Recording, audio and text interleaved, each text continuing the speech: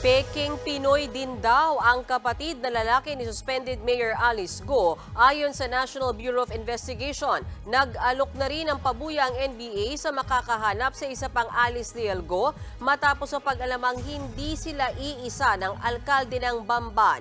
Nasa frontline ng balitang yan, si Elaine Fulgencio. Alice Leal Go na mayor ng Bamban, Tarlac. Alice Leal Go na ipinanganak din sa Tarlac.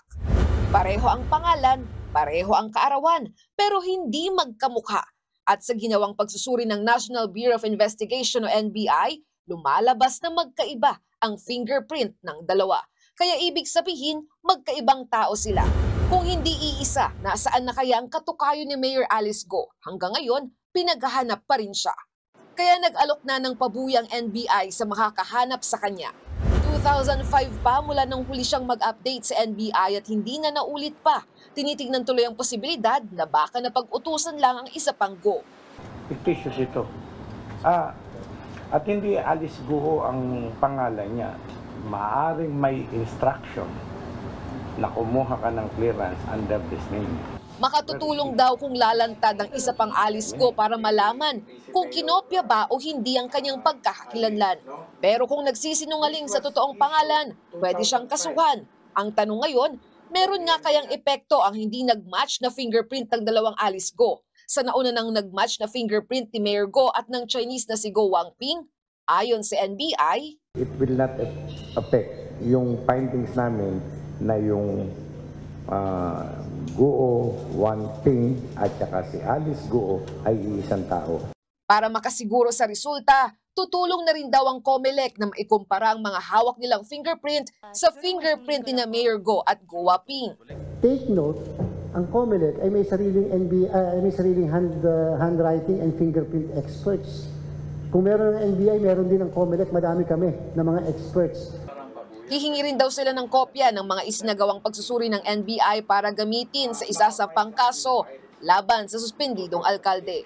Magre-request din sila ng kopya ng co-warrant of petition na isasampa ng Office of the Solicitor General ngayong linggo, kung saan ko-questionin ang qualification ni Go sa pananatili bilang alkalde ng Bamban.